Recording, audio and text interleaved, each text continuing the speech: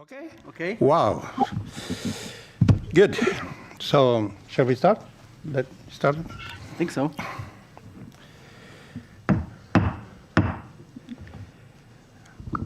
Good afternoon, ladies and gentlemen. Welcome to the Foreign Correspondent Club of Japan. My name is Pio D'Emilia. At my side here, Andy Sharp from Nikkei Asia. Today we are introducing a very important event. Thank you, Minister Wu, for getting with us. Minister of Foreign Affairs of Taiwan is joining us on a very exclusive appointment. We have been working very hard to make this happen, and we are very happy and very proud to introduce this event. Thank you, Minister Joseph Wu, for being with us. I don't think that we are already late for some technical reasons, so I don't think the minister needs particular introduction. We all know the issue of Taiwan, what Taiwan is and represents. Minister Wu, I think we met many years ago when you were the mainland responsible with Chen Shui-bian president. And I remember you once told me that was going to be your last mandate and you would quit politics. But as we all know, politicians do change their mind. Okay, welcome again. And today we will first listen to your speech on the alignment of Taiwan-Japan partnership in the face of modern challenges. And after that, we will have questions from the floor and online. We have already collected a lot of questions, so I hope that we will have enough time to ask them all. So, the microphone is yours, Minister. Thank you. FCCJ Vice President Sharp, Mr. Pio D'Emilia, Deputy Representative Ambassador Tai, members of the Foreign Correspondents Club of Japan. Greetings from Taiwan. Thank you very much for inviting me to speak. It gives me tremendous joy to remember the last time I spoke at the club in 2006 in person as a Minister of Men and Affairs. I'm quite happy to speak to the club again, this time as the Minister of Foreign Affairs. Before I start, I would like to express my appreciation to the members for bringing quality report about Japan to the world. Your work is critically important, not only for us outside Japan to know Japan better, but also for us to understand how to make adjustment in the ever-changing international landscape based on your report. Indeed, the international landscape has gone through tremendous changes in the last few years. Strategic competition and rivalry between democratic countries and authoritarianism is apparent. It is especially so after the outbreak of COVID. The Chinese regime further exploited the pandemic to impose their political agenda on many others. In parts of Europe, Africa, and South Asia, the Belt and Road Initiative already allowed the Chinese government to exercise its influence. But it also left a trail of debt, corruption, and erosion of democratic governance. We are seeing the awakening of many democracies. Some in Western Europe and the EU itself are formulating their own versions of the Indo-Pacific strategy. Some in Eastern Europe are calling for the withdrawal from 17+1. Many around the world are calling for clean 5G by rejecting Huawei. Some European countries are now sending naval vessels to the Western Pacific for freedom of navigation operations and holding joint exercises with Japan and the US. In Central and South America, from what I have observed, vaccine diplomacy is creating divisions within countries as they scramble to curb the pandemic. And it gives the Chinese government an opportunity to exert its influence in the Western Hemisphere. As we speak, China is providing quick access to the Chinese-made vaccines, anti-pandemic resources, as well as development funding to those who are willing to accept political partnership with Beijing. China then uses these partnership to lure or pressure those allies of Taiwan and the US to lean toward Beijing. Through these maneuverings, China is trying to gain political influence in the region at the cost of Taiwan and the US. Again, from what I have observed, the strategic competition is taking place in this area, and we have to understand the ramification on the strategic interest of the fellow democracies if the trend is not dealt with. The strategic rivalry is most obvious in the Indo-Pacific. The authoritarian regime is flexing its economic and military muscles, deploying hybrid warfare tactics to project wider influence over the region. Moreover, tensions continue to rise in the East and South China Seas. Gray zone tactics, excessive maritime claims, and maritime militias carrying out operations at the order of the military. The CCP regime is exploiting all means possible to induce clashes just below the threshold of a major war. The situation is worsening around Taiwan. The military threat and coercion, infiltration, influence operation, gray zone tactics, and massive disinformation campaign are all designed to erode the public support for democratic institutions, and the threat is escalating rapidly. If we read the tension in the Indo-Pacific as a consequence of the expansion of the Chinese authoritarian regime, I think you will agree with me that Taiwan is on the front line of that expansionism, and Taiwan is the focal point of the ideological rivalry between democracy and authoritarianism. We in Taiwan understand our responsibility not only protect our sovereignty, but also to safeguard a free and democratic Taiwan not falling into the hands of authoritarianism. The government and people of Taiwan are absolutely committed to self-defense. But of course, we want better and more cooperative relations with the like-minded fellow democracies to strengthen our capabilities in meeting common challenges. Taiwan and Japan share the values of freedom, democracy, human rights protection, and the rule of law. And over the years, we have proven to be friends in times of trouble. Whenever a major disaster took place, we have always come to the other's aid as soon as possible. The spirit of mutual support and affinity between the two peoples form a solid foundation for the two countries to enhance ties. There are also issue areas where our partnership can benefit not just ourselves, but the broader region. Under the current international strategic landscape, we should speed up the process of restructuring supply chains. The pandemic has undermined the risk of over-reliance on a single source of supply. Taiwan and Japan both boast top-notch technology talents, and a closer collaboration of our industries can create synergies beyond our imagination. The same goes with trade. Australia's case of wine, lobster, barley, and coal exports is a reminder of the urgent need of diversification on trade. And for this matter, I would like to emphasize Taiwan's intention to join the Cptpp. Deeper regional integration is the key to buttress individual countries' defense against trade retaliation. Solidarity and cooperation are critical in deterring authoritarian aggression. We were pleased to welcome Japan on board of the Global Cooperation Training Framework, or GCTF, as a full partner in 2019.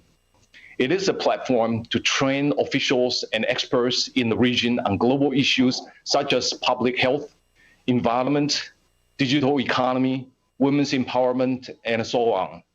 It also the first platform calling for global attention on disinformation and its impact on democracies. We also look forward to working with Japan, the US, and other like-minded countries through this platform to pull international efforts to address other critical non-traditional security issues, such as cybersecurity, energy security, marine debris, law enforcement, and humanitarian assistance and disaster relief.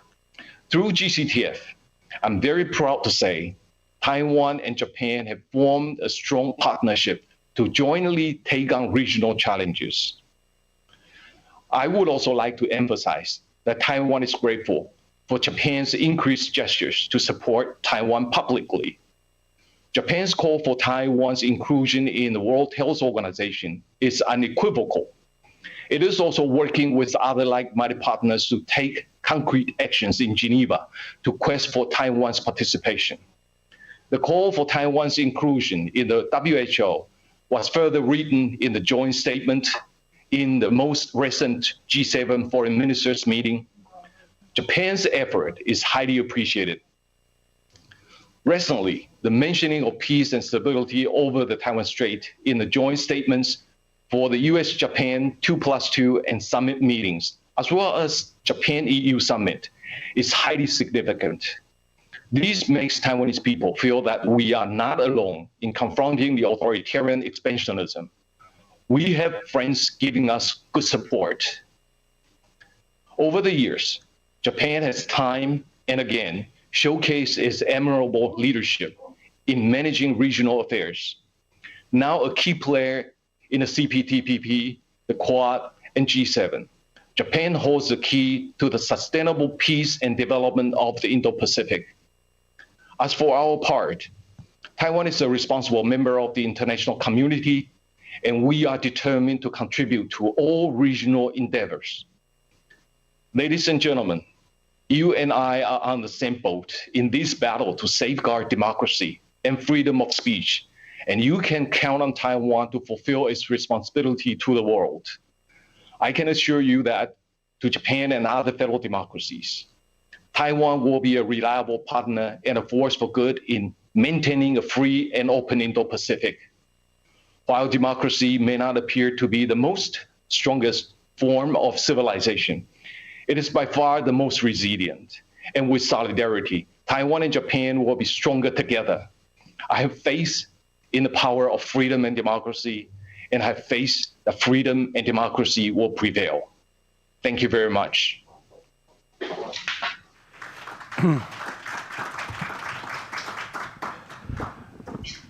Thank you, Minister Wu. Now, thank you for keep your time. Now let's open it to the floor, first of all.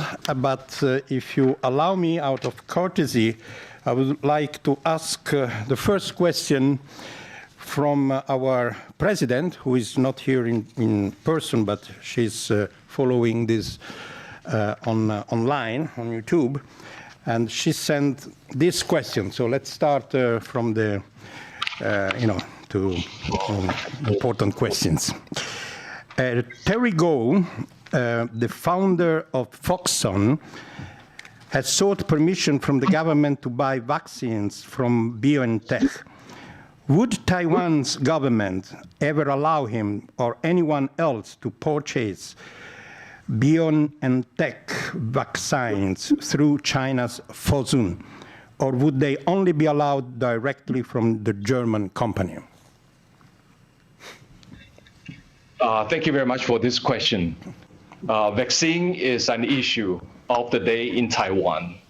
The government has been trying very hard to obtain vaccines through COVAX facility and also through individual discussions with the providers of vaccines. And so far, we are also preparing to roll out Taiwan's indigenous vaccines. And the vaccine provisions seem to be on schedule. But of course, the providing vaccines seems to be delayed, and it's not just in Taiwan, but also in many parts of the world because of the high demand these days. And we are trying to speed up the procurement of vaccines and also our domestic vaccines to meet the demand of the people here in Taiwan. For some individuals or organizations who are willing to work together with the government, they are all welcomed. And this is a statement put out by the president that we will work with state organizations, local government, or organizations and individuals to obtain vaccines for Taiwan's use. Nevertheless, many of the vaccine providers and the international community, they would only accept contracts with the government. And if the individuals or organizations here in Taiwan would like to work with the government to obtain vaccines, they are always welcomed. And right now, Foxconn's Terry Kuo is working with our Ministry of Health in trying to negotiate with the BNT in obtaining vaccines. And of course, the government's negotiation with the BNT is still ongoing. Thank you. Okay, from the floor, who wants to ask questions? Don't be shy. Please.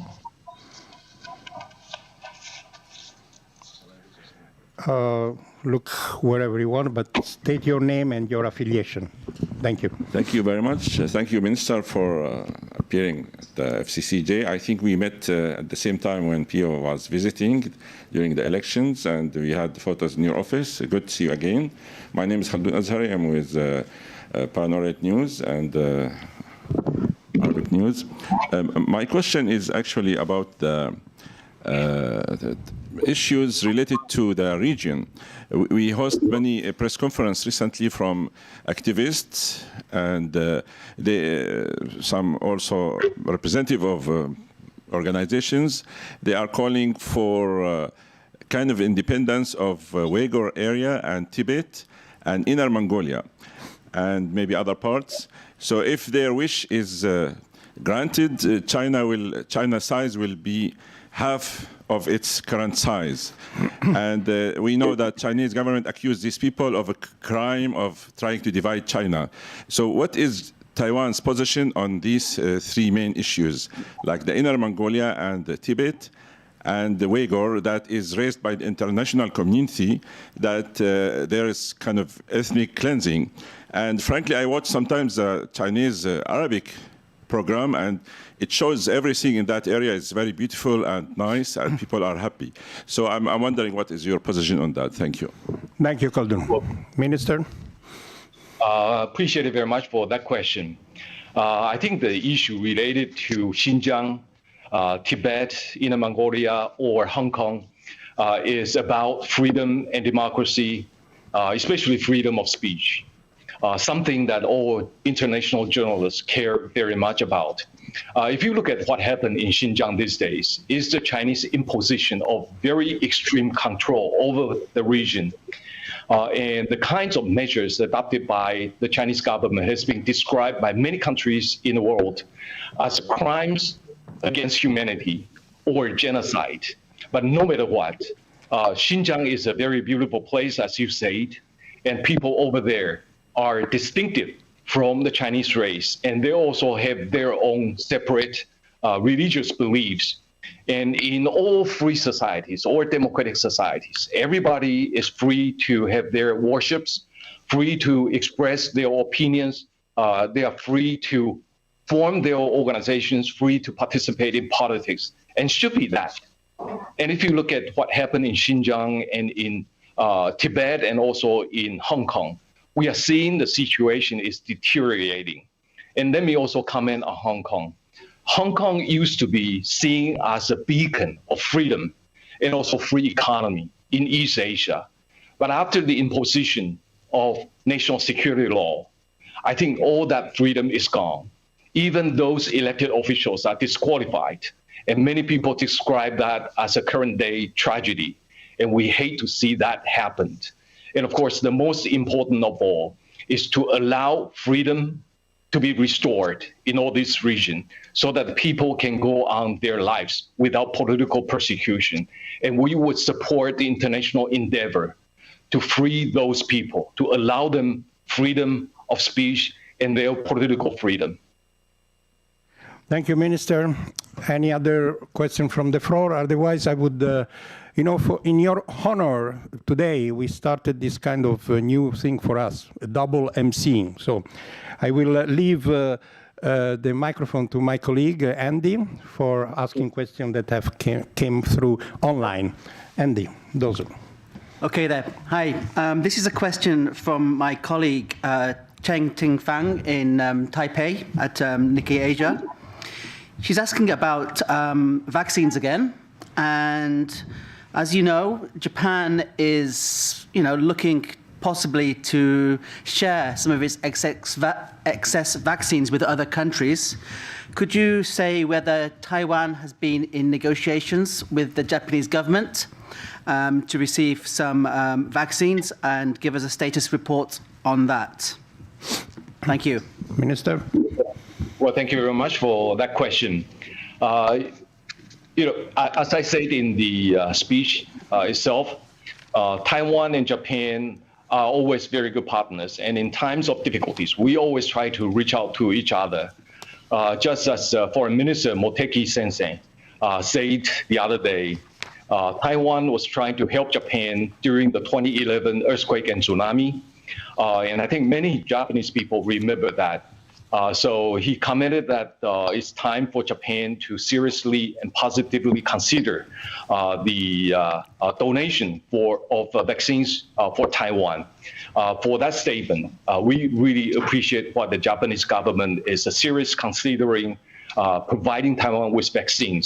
But we don't have any further comment other than what I just said. But I would like to stress again, Taiwan and Japan are very good friends with each other. And at times of need, especially natural disasters, we always try to reach out to each other. And we will maintain that kind of close relations with each other. And because of the friendship, very strong bond in between Taiwan and Japan, it formed a very solid foundation for the two countries to develop better relations with each other. Thank you again. Another question from the floor, from online? Sure. I've got a question here from Jesse Johnson at the Japan Times. Well, two questions, actually. So the first question is, do you expect former Prime Minister Shinzo Abe to visit Taiwan at any point soon? And what do you think such a visit could accomplish? And the second question, a recent study by the Wilson Center think tank recommended that Japan prioritizes substantive cooperation that enhances Taiwan's security, prosperity, and resilience against external coercion, and which proactively engages Taiwan as a valued partner in efforts to positively shape the region's free and open future. Specifically, what do you think Japan could do on this security side of things in this kind of cooperation? The two questions there. Thank you. Appreciate it very much for those two questions. Prime Minister Abe is a very good friend of Taiwan and is a good friend of many of the senior government officials. And his support for Taiwan is very apparent. And many people here in Taiwan just appreciate him very much. And whenever he feels convenient to visit Taiwan, he is always welcomed. And I will personally welcome him as well. But at this moment, we don't have any concrete plan for bringing him to Taiwan, and we'll continue to listen to his opinion on when it's more convenient for him or when it's more appropriate for him. But whenever he's ready, Taiwan will be ready to welcome him. And on the second question, as you say, Wilson Center has indeed made that kind of recommendation. But I would like to stress on 2 points. The first is that security of Taiwan, especially dealing with the hard military security issues, we would like to stress that the defense of Taiwan is our own responsibility. We are committed to our own self-defense. We'll try to procure the necessary self-defense articles for our own self-defense, and we would also like to engage in our own military reforms to meet the demand of our own self-defense. And we would also like to continue to work together with like-minded countries like the United States on how to enhance our defense capabilities. Nevertheless, Taiwan and Japan have been working with each other under the Cptpp, the Global Cooperation and Training Framework, in dealing with many of the non-traditional security issues. To me, that is just as important as the traditional security issues. On the issue of disinformation, on HADR, on many other non-traditional security issues that as I listed in the speech, Taiwan and Japan have been working very well under the Cptpp, and that is not only contributing to our better relations in dealing with these non-traditional security issues, but we are also making contributions to the region. Take cybersecurity, for example. We have holding workshops in dealing with that under the Cptpp, and I think we are benefiting many of the government officials and also experts in this region in dealing with that issue. And as I said in the speech, disinformation is nowadays a very serious issue for us to deal with. At the time Taiwan was trying to confront the pandemic, we are also seeing a very massive disinformation originating from China, and we have the experience in dealing with that. And therefore, we would like to work together with Japan or the United States or other like-minded countries on how to deal with the disinformation issue. So again, non-traditional security issues is just as important, and we would like to work with Japan and many other like-minded countries in dealing with that. Thank you. Thank you, Minister. Can I follow up another question online that comes from Italy, from Il Foglio, Giulia Pompili? Is another question on the vaccines. WHO has currently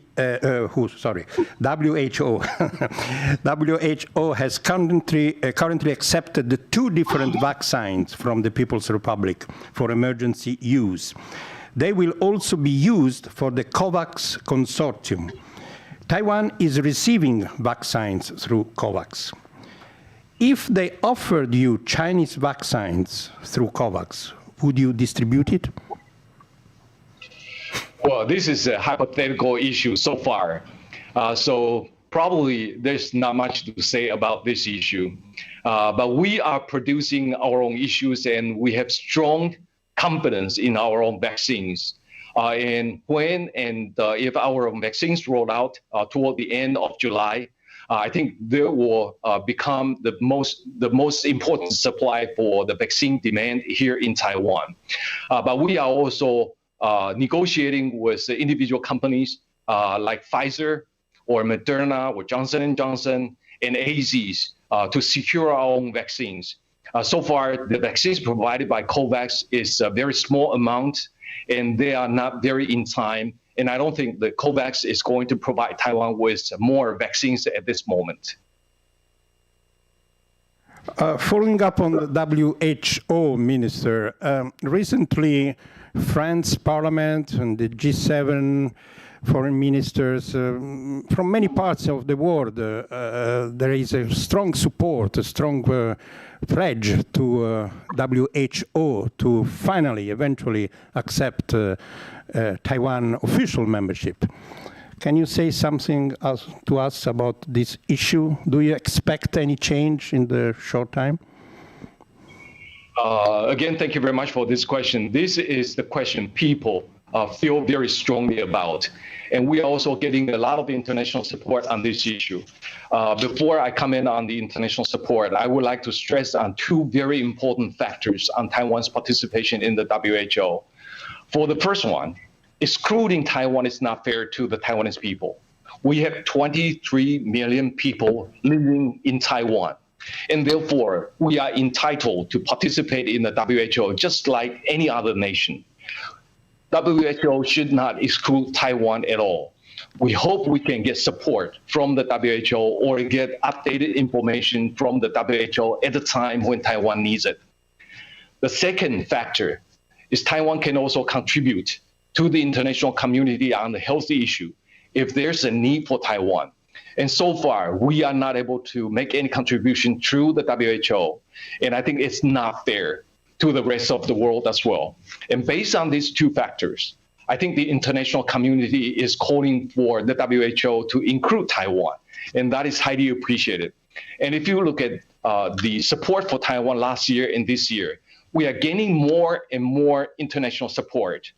If you look at Japan, we have the Prime Minister, we have the Chief Cabinet Minister, and also the Foreign Minister and Health Minister calling for Taiwan's inclusion in the WHO.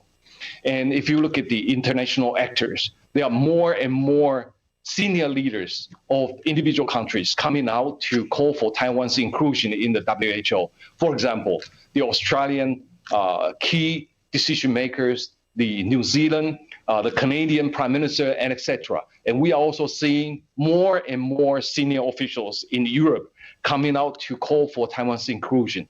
So this is the kind of situation that we have been seeing in the last couple of years. In addition, we are also seeing the parliamentarians across the world calling for Taiwan's inclusion in the WHO.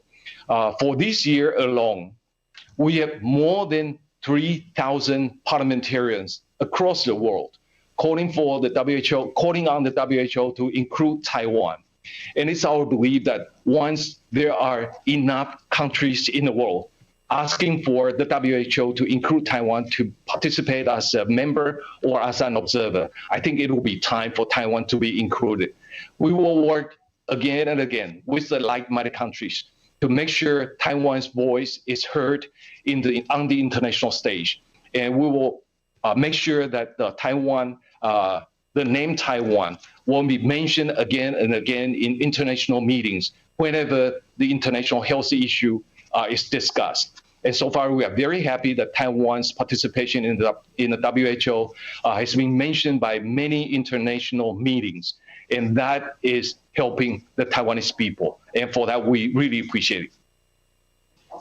There is a question from the floor, please. Hello, my name is Ariel Buzeto from Japan Forward. I have two questions. The first one that I have is for people who are not as familiar perhaps on the domestic situation in Taiwan, could you please explain exactly what is the bottleneck in getting, for example, vaccines from Pfizer, Moderna, Johnson & Johnson, and so on? What is blocking the negotiations, basically? And the second question that I have is perhaps one that you can't answer, but I'm going to try and ask it anyway. So obviously, there was just the COVAX summit on the 1st of June, and it looks like the acute phase of the pandemic will perhaps be within reach the next year, will end the next year or so. But if there is anything that has come to the fore during this pandemic is vaccine politics, right? So Taiwan is a great example of this. What does Taiwan wish that the international community did, apart obviously from like putting them in the WHO? And is there anything that particularly Taiwan wishes to do, for example, with Japan? Thank you.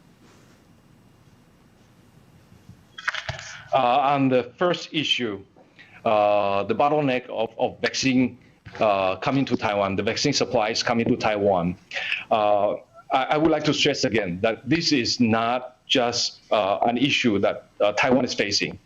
This is an issue many countries in the world are facing.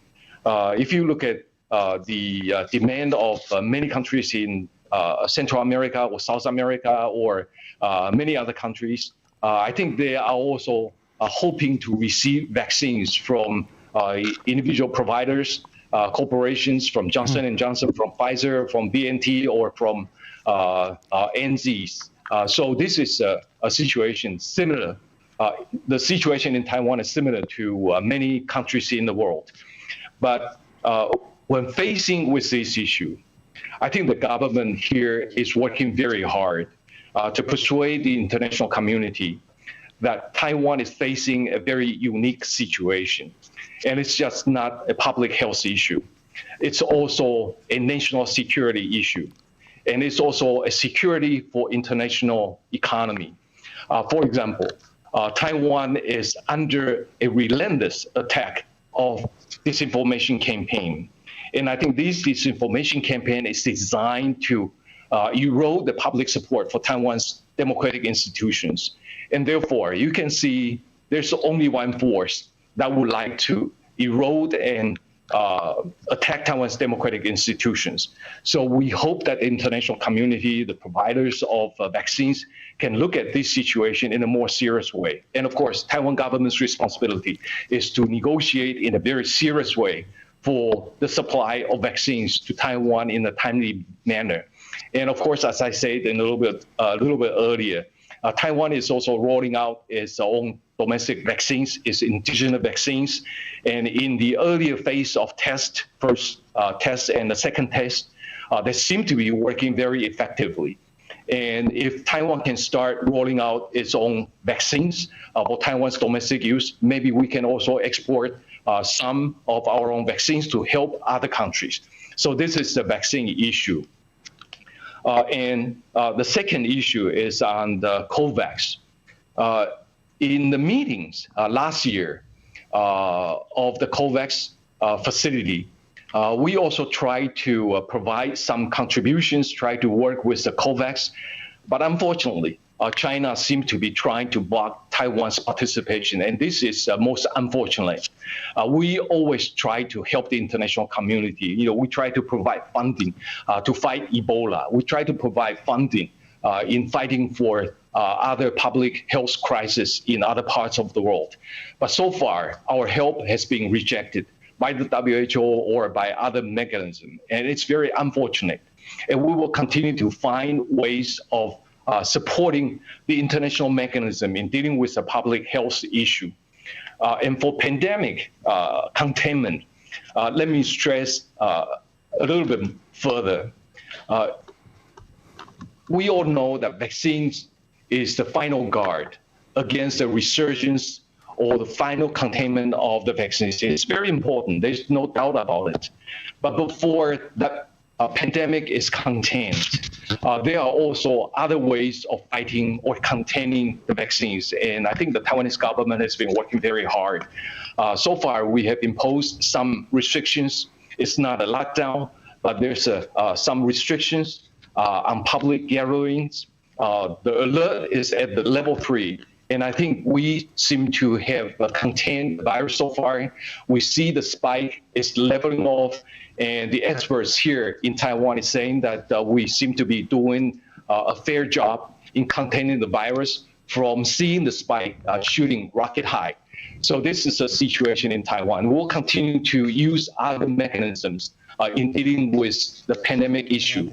And at the same time, because of our own experience in dealing with the pandemic, we would like to work together with other countries to make sure the international fight against the pandemic is being dealt with not only by vaccines, but also by other mechanisms of containing the virus. Andy, do we have other questions from online? We do. We have a question here from Hong Kong, from Linda Liu at the South China Morning Post. In recent months, several US military officials have repeatedly warned of the military threat posed by China to Taiwan, adding that this threat could materialize more quickly than expected. A cynical view of this is that it is a drumbeat for more defense spending. But putting that aside, can you elaborate on exactly what is convincing the US military that this threat is imminent? That is, what has happened exactly? An event, a speech, new intelligence? What seems to have changed the tone? And following up to that, if such a conflict broke out, what exactly does Taiwan expect from Japan? And what does Taiwan specifically expect from the United States? Thank you. That is a very good question. And that is a question many countries in the world are asking, and many international journalists are also asking us. We don't really anticipating that the conflict or a war is going to break out anytime soon.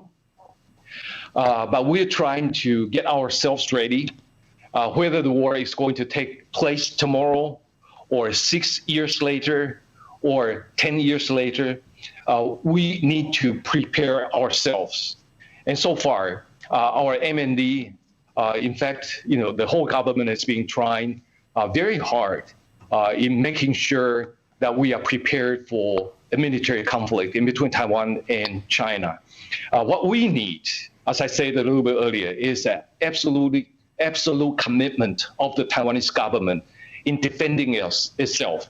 And I can tell you that we are absolutely committed to defend ourselves. And as I said a little bit earlier, defending Taiwan is our own responsibility. And we are absolutely committed in our self-defense. And other than that, we also try to talk with fellow democracies or the most important partner, the United States, on how we can procure the needed defense articles for our own self-defense. And in the last few years, the negotiations for Taiwan to obtain defensive weapons from the United States has been going very well. The discussions in between Taiwan and the United States for the sale of weapons is now a regular procedure. And whenever we place a request, it's always being discussed in the United States in a timely manner. And now we need to also look at ourselves and how we can change our strategy from a traditional way of defense into a more symmetrical way of defense. And I think we are making tremendous progress on this issue. And of course, we need to engage with the United States in the security discussions with each other to see what is the blind side of Taiwan that we need to make improvement upon. And so far, the discussions between Taiwan and the United States have been going very well. And I would like to stress again that Taiwan views its own defense as its own responsibility.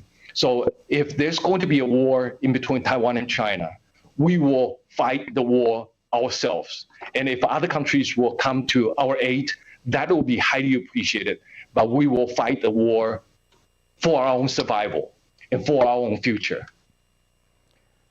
Minister, let's all hope that the war does not erupt, of course. I agree with you. I agree with you. How does Taiwan economic strength improve substantially to aim at benefiting all Taiwanese, despite the nationalist tendency to align with the communist China? Well, Taiwan's economy has been doing rather well up until today. For example, for last year's statistics, there was a global downturn because of the pandemic. But because of the successful containment of the pandemic, Taiwan's economy was able to maintain at a growth rate that is admirable to many countries in the world, especially in the high-tech area. Taiwan is continuously to be a very reliable supplier of high-tech equipment and of computer chips to the world. And we will continue to do that. And so far, even though we see some spikes of the coronavirus, but so far, the trend has been leveling off, and we seem to be doing a fair job in containing the virus. And therefore, we would expect Taiwan's economy to continue to perform well. And so far, we are seeing that Taiwan's economic growth is going to remain the same. And as you say, that Taiwan's economic integration with China is a trend that cannot be ignored. We trade with China, and that is a fact. And we made investment in China. That is also the fact. But those investors in China, or those who trade with China, now they see the possibility of China's economic downturn. And they also see the economic conflict in between the United States and China.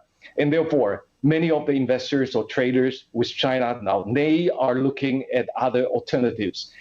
They are either coming back to Taiwan, or they want to find another alternatives like investment in the United States, in South America, or in Southeast Asia or South Asia.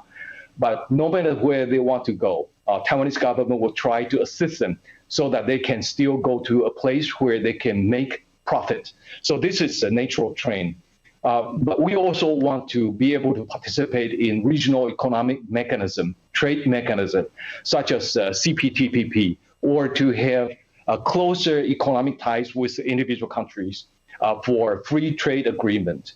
And so far, we have already expressed our sincere interest in participating in the Cptpp. And we appreciate many governments in the world, especially the Japanese government, who welcomed Taiwan's interest in participating in Cptpp. And we'll find the right timing to tender our request for participation. And at the same time, we will also speak to other countries or the EU, Australia or Japan or Canada, and etc. For better economic and trade relations with each other. We would like to discuss a free trade agreement, ECA, EPA, or investment agreement, etc., to make sure that Taiwan is further integrated with other fellow democracies, with markets that are more open. Any other question from the floor? I have one here. One? I have one here. Oh, please. Okay, it's a follow-up from my colleague in Taipei. So if there continues to be a delay in COVAX vaccines, would Taiwan consider some kind of deal where they trade semiconductors for vaccines with countries such as Germany or the United States, a vaccine for chips kind of deal? Would that be a possibility? Well, this is a very good question. There's a public opinion, very strong public opinion, to use chips in exchange for vaccines. But in the real business world, it might not operate that way. We try to let the providers of vaccines to understand Taiwan's contributions to the international community, because Taiwan has been providing computer chips to many countries.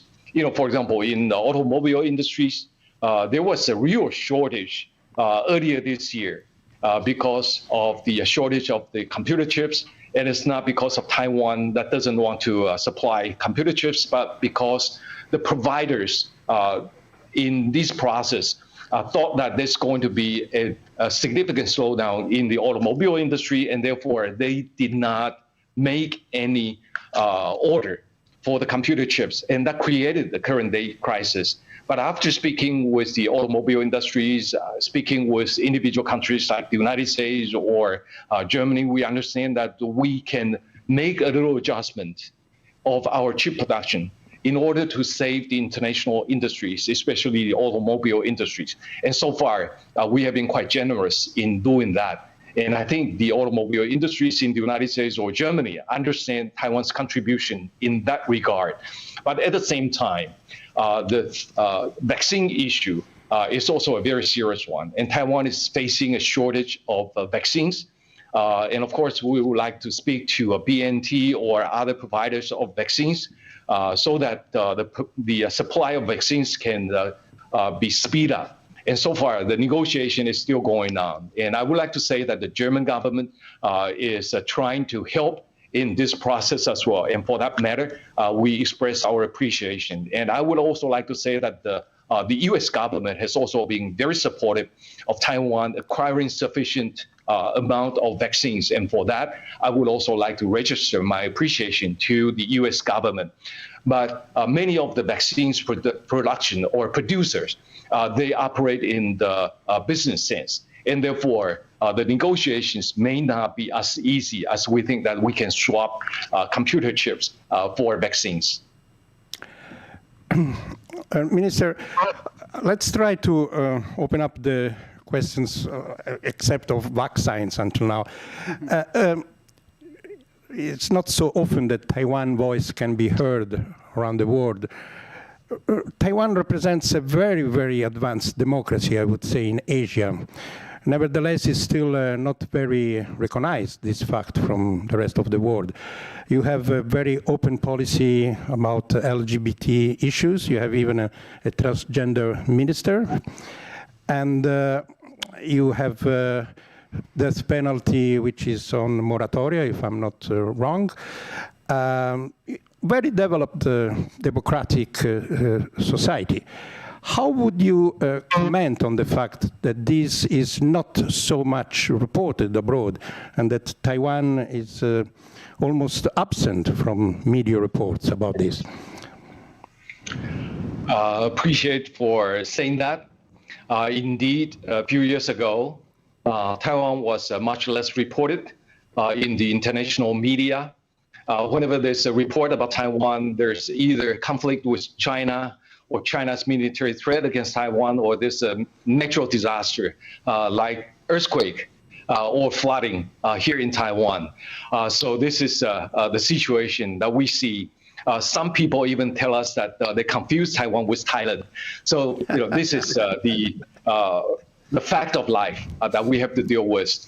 But beginning from last year, I would say that Taiwan is more and more reported by the international community. First, as Taiwan being the first country to send out email to the WHO alerting that there's something wrong in Wuhan area, that there's something similar to SARS.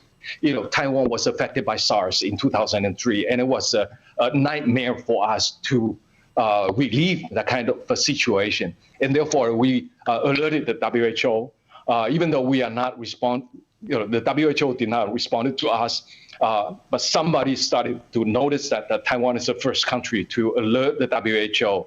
And Taiwan is gaining more attention by the international community. And after a while, when Taiwan's domestic production of face masks and other PPEs are becoming self-sufficient, we started providing the international community with these PPEs. We are not selling to the international community. We are contributing to the international community, donating to many countries in the world. I don't remember how many millions of medical masks that we have provided to the international community. And therefore, the reports about Taiwan last year seem to be more and more in a much more positive manner. And we started seeing the international press demanding that the WHO to include Taiwan to participate in the WHO so that Taiwan's experience in containing the virus can be shared by the international community. And so far, there are still many countries reporting about Taiwan, for Taiwan as a democracy, or for Taiwan's being under threat, Chinese relentless threat against Taiwan, or for Taiwan's ability to produce a high percentage of computer chips in the world. And we'll continue to make strides in Taiwan's on the international stage. And I would also like to say that being a Minister of Foreign Affairs is also my responsibility to make sure that there are international media who can come and see me, who have access to me, so that Taiwan's voice can be heard. And I would like to be an agent for Taiwan's voice to be heard as well. And we have many friends around the world. We have friendship groups in the parliaments in Europe, in the United States, in Central and South America, and also in Japan, Australia, New Zealand, etc. And they are also Taiwan's best friends in helping Taiwan's voice heard. And we will continue that friendship to make sure that Taiwan's voice is heard in the world. And I think you are right, that Taiwan is a democracy. And this is something that we are very proud of, especially from the DPP, the Democratic Progressive Party, who is pushing the authoritarian aside to establish Taiwan as a democracy. We are very proud to be able to establish Taiwan as a firm democracy. And this is a factor. Many people in the world started calling Taiwan a shining beacon of model for democracy. And the United States and many countries in the world are also saying that Taiwan is a success story, democratic success story. And we understand that Taiwan's own responsibility, not only to protect our own democratic way of life, we want to make sure that Taiwan's experience of democracy and freedom can also be shared by many people in the world. Thank you, Minister. Since we started a little bit late, can you stay with us another 5 minutes for another couple of questions? Thank you very much. No problem. Okay, Andy, you have a question, and then Khaldun. Very quick question, and it's a question that everyone's on the top of everyone's mind in Tokyo right now. It's to do with the Olympics. Taiwan's baseball team pulled out of a qualifying tournament in Mexico because of COVID fears. So do you see there is a possibility that, under what circumstances would Taiwan not send athletes to Tokyo for the Olympics later this year? That is a very important question. You mentioned about the baseball team not going to the tournament and then finally going to the final. The reason is because our baseball team found that we are not able to practice baseball because of the level 3 alert and the restrictions by Taiwan side. And therefore, they abandoned their opportunity in going to Mexico.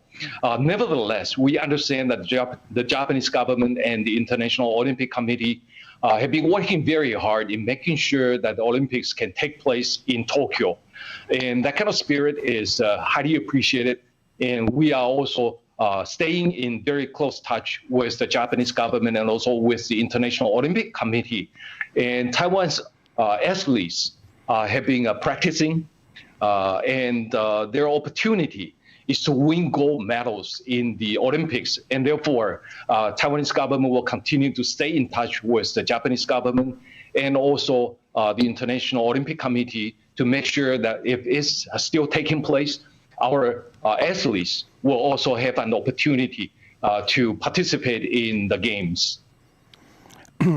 Minister,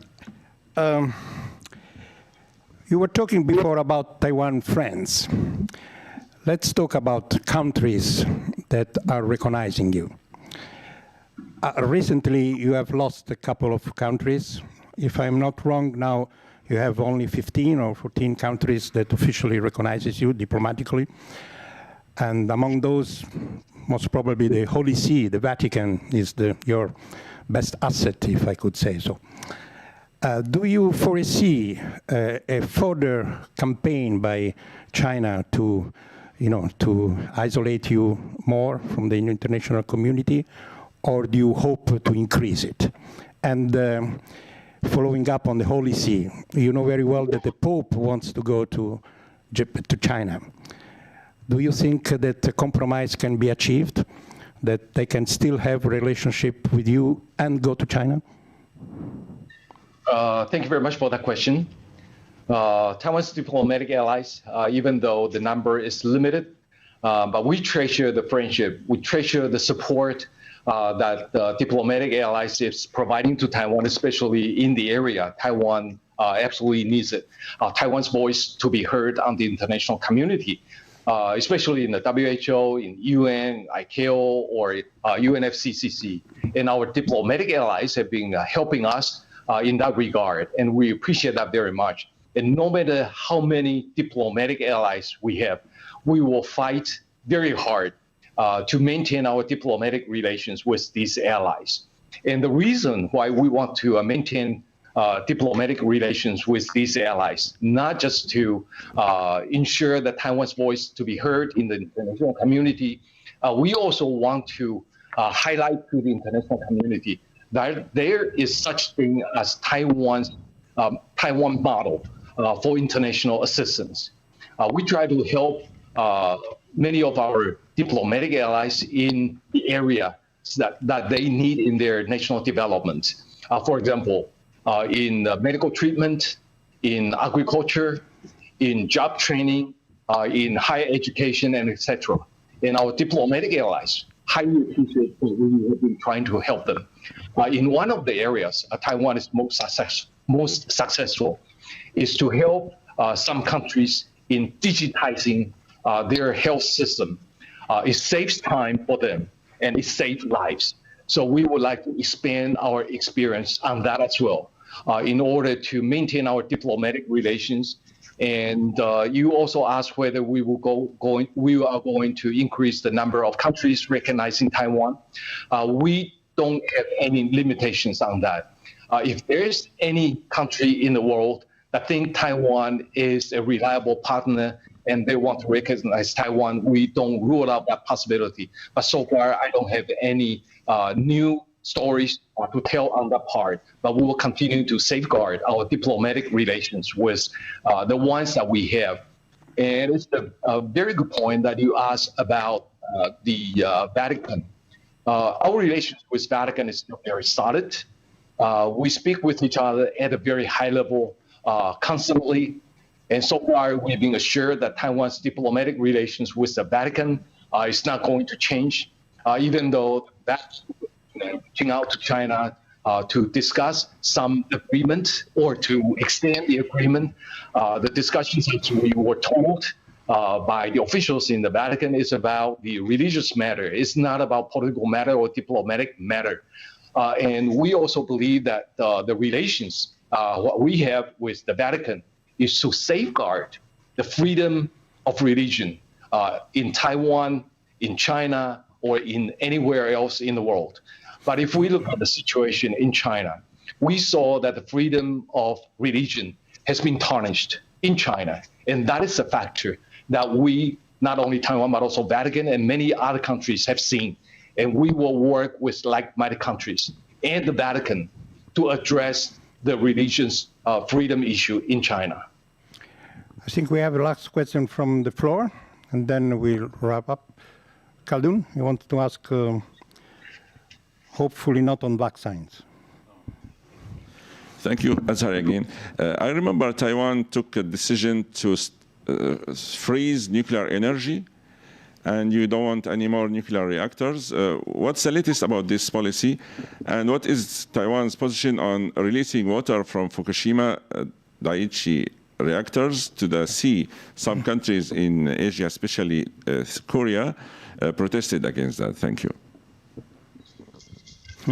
There are two issues involved in this question. The first is Taiwan's policy in freezing the nuclear power plant expansion. Our policy of decommissioning all nuclear power plant by year 2025 hasn't changed. And we'll continue that policy. And we are building more and more renewable energy supplies here in Taiwan. And so far, everything is going very smoothly. And we hope that by year 2025, we will have at least 20% of our energy supply coming from the renewable. And this goal is still there, and we'll continue to work very hard. For those people who have an opportunity to visit Taiwan before the COVID, I'm sure they have noticed that there are more and more windmills coming up in the western coastal areas, and that represent the future of Taiwan energy supply. And we are also building up more and more solar power plants, and that is also going to be part of our future energy supplies here in Taiwan. And we'll continue to discuss with Japan, the European countries, or even Australia for renewables, for the further development of renewable energy supplies to meet our future demand. And I think it is very good that you mentioned about the Fukushima wastewater, nuclear power plant wastewater issue. That is an issue that many people here in Taiwan cares quite a lot about. One demand from Taiwan that is being made very clear to the Japanese government is that we hope the discharge of the wastewater is in accordance to the IAEA standard. And we will make sure that the Japanese government is staying in very close communication with us, that they are staying in line with the IAEA standards. And we also hope that the Taiwanese experts can also go visit the sites together with the Japanese experts to assess the situation. And there can be IAEA expert teams going to Fukushima area. We certainly hope that the Taiwanese experts can be included as well. And of course, there are lots of environment monitoring mechanism in the area to make sure that the release or discharge of the wastewater is not damaging the environment. We hope we can stay in touch with those experts or organizations to make sure Taiwan is not ill affected by the discharge of wastewater from Fukushima area. But so far, the Japanese government has been very helpful in communicating with Taiwan's related government agencies, including the Ministry of Foreign Affairs. Thank you, Minister. I think we are now to the very last question. You wouldn't expect me to release you without the question. As not only as a foreign minister, but as a PhD holder in political sciences, I'm sure you know very well what are the requisites for defining a country independent. A territory, population controlled, government, a currency, an army, borders. You got them all. You have also the semiconductors. What does Taiwan lack yet to be called an independent nation? Actually, we are not short of anything. What is there that is blocking Taiwan's international participation, or Taiwan to be recognized by more countries in the world, or official interactions with many countries in the world, is China. You know that very well. Taiwan operates by itself. Taiwan is not under China's jurisdiction. We have our own military defending ourselves. We have a Ministry of Foreign Affairs issuing passport and visa. And we also have our own independent currency, which is New Taiwan dollar. And we have many friends in the international community who want to come to Taiwan through the approval of the Taiwanese government, not through the Chinese government. So that all show one thing, that Taiwan is not part of China, not part of the PRC. Taiwan exists by itself. And so far, this is the reality. And we would like to safeguard this status quo, that Taiwan is not invaded, that Taiwan is not ruled by the communist regime in China. And I think the people here in Taiwan would also like to maintain this status quo. Whenever we have a public opinion issue to ask people in this area, absolute majority of the people here in Taiwan would like to safeguard the status quo that we have right now. And if the question is asked whether they would accept one country, two system model imposed by the Chinese government, absolute majority of the people here in Taiwan say no. So I think the people here are quite happy with the way we are, with the way that Taiwan is not ruled by the communist Chinese regime. And we hope that the international community can be aware of that and can come to Taiwan's help in supporting Taiwan not to be ruled by the communist Chinese. Thank you, Minister. Thank you for staying with us. We have a custom here at the Foreign Correspondents Club to give honorary membership to our guest speakers, but physically we don't know how to deliver this. Shall you send somebody here to pick it up, or shall we send it by post? Of course, not through China. I mean,